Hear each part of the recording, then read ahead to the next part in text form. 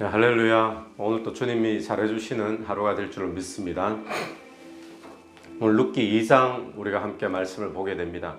이 2장의 말씀에서는 하나님께서 보아스라는 인물을 등장시키시는데 이 보아스를 통해서 룻의 인생이 역전되는 것을 보게 됩니다.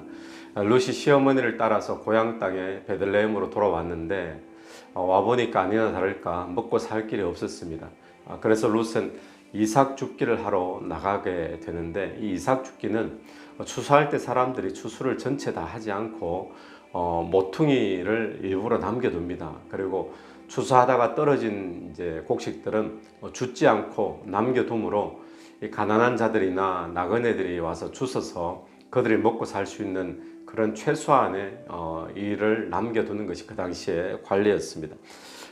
그러고는 거기서 보아스라는 사람을 룻이 만나게 되어지는 것이죠. 이 룻의 오늘 이 본문의 룻의 인생을 보면서 몇 가지 우리가 발견하는 것은 룻이 결국에는 인생이 역전하는 그런 사람이 되어지는데 인생 역전의 그 모습 가운데 어떤 일이 있었는가? 첫 번째는 보아스라는 사람을 만남으로 룻의 인생이 역전되어졌다는 것입니다. 오늘 1절 말씀을 한번 보시면요. 나오미의 남편 엘리멜렉의 친족으로 유력한 자가 있으니 그의 이름은 보아스라. 이 보아스를 이야기하면서 유력한 자라고 이야기를 하고 있습니다. 유력하다라는 것은 고엘이라고 단어를 쓰는데 고엘 이 단어의 원래의 뜻은 구원하다, 몸값을 치르다, 그리고 건져내다 이런 의미가 있습니다. 다시 말하면 유력한 자, 구원할 수 있는 능력이 있는 자, 또 몸값을 치르고 건져내 줄 수 있는 능력이 있는 자, 그것이 유력한 자라는 거죠. 기업을 다 잃어버린 이 룻에게 기업을 물어줄 수 있을 만큼의 능력이 있는 자가 보아스였다는 것입니다. 결국 룻의 인생은 보아스를 만나면서 인생의 모든 팔자가 바뀌고 역전하게 되어지는데 원래 과부였고 또 가난한 자고 또 주워서 먹고 살 수밖에 없는 그런 인생이었는데 이 보아스를 만남으로 그가 모든 기업들이 다 회복되어지고 또 다윗의 할머니가 되어지면서 그리스도가 그를 통해 나타나는 영광스러운 인물로 그가 인생의 역전을 경험하게 됩니다. 여러분 하나님께서 룻의 인생의 역전을 위해서 준비한 자가 있다면 바로 보아스였던 거죠. 보아스를 만남으로 룻이 인생이 변화되었던 것처럼 하나님께서 우리의 인생의 역전을 위해서 준비한 자가 있습니다. 그것은 바로 우리의 인생의 고엘 되시는 분, 유력한 자, 우리의 인생을 구원할 수 있는 자, 바로 예수 그리스도이신 줄로 믿습니다. 예수 그리스도를 만나면 인생이 역전됩니다. 우리의 인생이 비참한 인생, 결국에는 죽을 수밖에 없는 인생, 죄인인 인생에서 예수를 만나면 하나님의 자녀라는 하나님의 패밀리가 되는 그 놀라운 특권과 축복을 우리가 누리게 되어지는 것이죠. 여러분 오늘 또 우리가 살아갈 때 우리의 인생의 유력한 자가 되시는 예수 그리스도를 붙잡게 되길 간절히 바랍니다. 하나님께서 우리의 인생의 역전을 위해 준비하신 분 바로 예수 그리스도와 동행하고 예수 그리스도를 붙잡고 나가서 오늘 저와 여러분의 삶이 주의 축복을 누리는 그런 귀한 은혜가 있게 되기를 간절히 바랍니다. 두 번째로 우리가 이 본문을 통해서 보는 것은 하나님께서 인생 역전을 일으켜 주시는 은혜를 베풀어 주시는데 하나님이 은혜를 베풀어 주시는 그 방법 가운데 한 가지를 우리가 보게 됩니다. 그것은 무엇인가 하면 우리 3절 한번 보십시오. 3절 보시면 룻이 가서 베는 자를 따라 밭에서 이삭을 줍는데 우연히 엘리멜렉의 친족 보아스에게 속한 밭에 이르렀더라. 우연히 보아스의 밭에 이르렀다라고 이야기를 하고 있습니다. 우리가 자세히는 알 수 없지만 이삭 줍기를 할 수 있는 그 일대의 밭이 다 보아스의 밭이었겠습니까? 여러 사람들의 밭이 있었겠죠. 그런데 룻이 이삭 줍기를 하러 나아갔는데 나가서 이렇게 이삭 줍기를 하는 곳에 이르다 보니까 우연히 보아스의 밭에 이르렀다라고 이야기를 하는 거예요. 하필이면 그 밭이었습니다. 이것이 진짜 우연일까요? 하나님께서 은혜 주시기로 예비하신 자가 보아스였고, 룻이 이삭 죽기해서 먹고 살려고 나갔는데 만났던 밭이 또 보아스의 밭이었다. 사람 눈에 보기에는 우연히라고 표현할 수 있지만 우연 같지 않은 그런 필연이 있는 그런 모습같이 보이죠. 그런데 또 4절을 보시면요, 마침 보아스가 베들레헴에서부터 와서 베는 자들에게 이르되, 마침 보아스가 베들레헴에서 추수하는 장소까지 왔다는 겁니다. 이 말씀을 보면 원래 보아스는 추수하는 곳에 늘 상주하거나 늘 있는 사람이 아니다라는 것을 보게 되는데, 그런데 룻이 이삭 죽기를 하러 왔는 그날에 마침 보아스도 베들레헴에서부터 와가지고 추수를 하는 그곳에 왔다라고 이야기를 하고 있죠.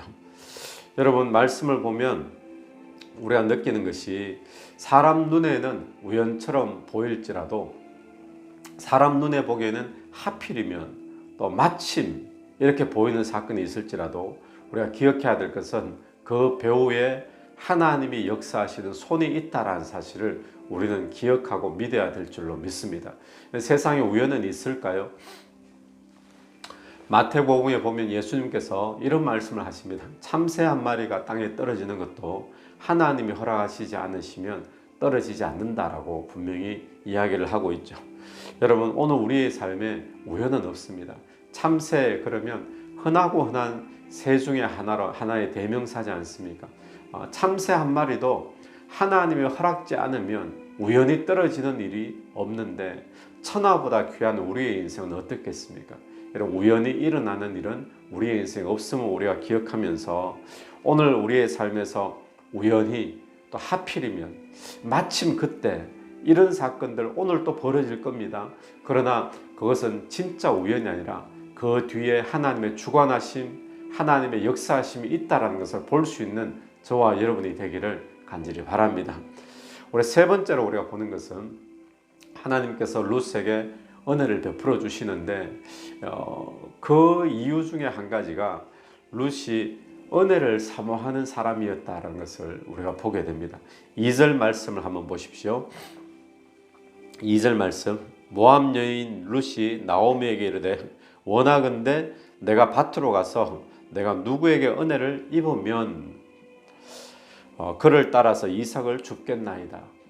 이 룻의 모습을 보면 이삭 죽기 하러 나가면서 하는 고백이거든요. 이삭 죽기 나가서 그냥 주우면 되는 간단한 일입니다. 그러나 그 일 속에도 은혜를 입어야지 자기가 주울 수 있다라는 그런 고백을 하고 있는 거죠.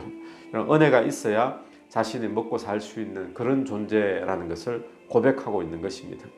여러분, 오늘 우리의 모습이 사실 이와 같은 모습 아닙니까? 우리가 지금은 직장이 있고 또 지금은 사업이 굴러가고 있고 그렇지만 사실 이 모든 것이 하나님의 은혜이기 때문에 우리가 직장 생활을 할 수 있고 또 사업을 할 수 있고 일을 할 수 있는 것 아닐까요? 여러분, 오늘 우리가 부르는 찬양 가운데 이런 찬양이 있지 않습니까? 내가 누려왔던 모든 것들이, 또 내가 지나왔던 모든 시간이 당연한 것 아니라 하나님의 은혜였소. 또 아침 해가 뜨고 저녁에 노을이 지는 것, 변하는 계절의 모든 순간이 당연한 것 아니라 은혜였소. 여러분, 그렇습니다.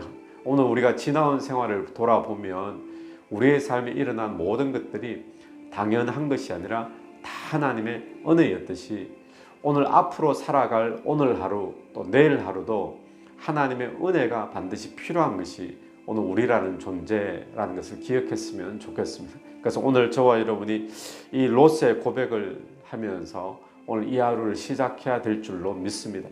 하나님이 은혜를 베풀어 주셔야 오늘 하루도 직장생활 은혜 가운데 할 수 있습니다.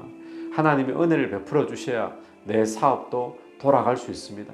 하나님이 은혜를 베풀어 주셔야 내 자녀들도 이렇게 될 수 있습니다라고 고백하면서 이 하루를 시작하게 되기를 간절히 바랍니다. 또 하나 보는 것은요, 보아스가 룻에게 은혜를 베풀어 줍니다.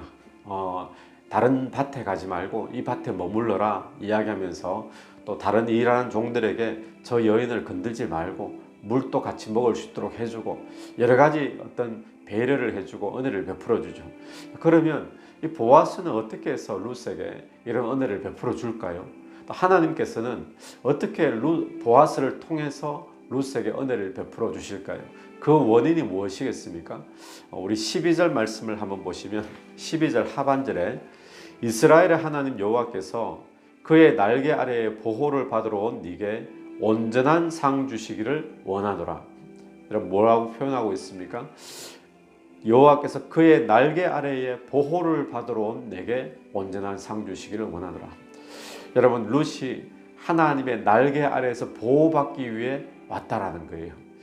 다르게 말하면 어머니의 하나님이 나의 하나님이다라는 고백을 가지고 왔잖아요.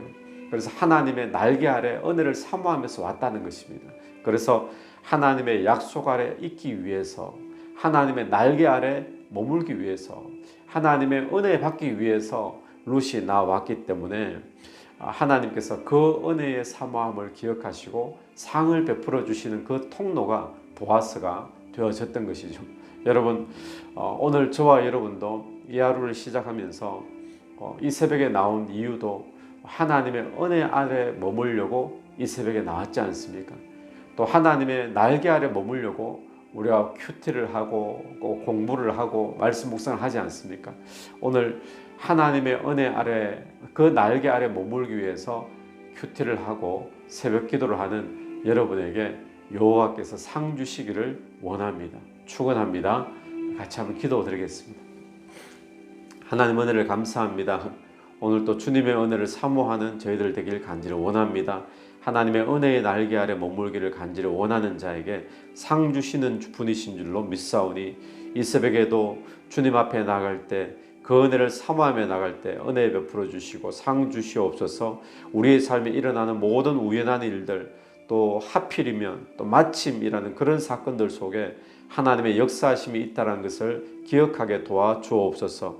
하나님 이 새벽에도 우리에게 예비하신 유력한 자 예수 그리스도이신 줄로 믿습니다. 주님 오늘 또 예수 그리스도를 붙잡고 또 주님과 동행하여서 하나님의 귀한 축복을 누리는 그런 종들 다 될 수 있도록 은혜 베풀어 주시옵소서. 예수님 이름으로 기도드립니다. 아멘. 오늘도 예수 이름으로 승리하시는 하루 되기를 바랍니다.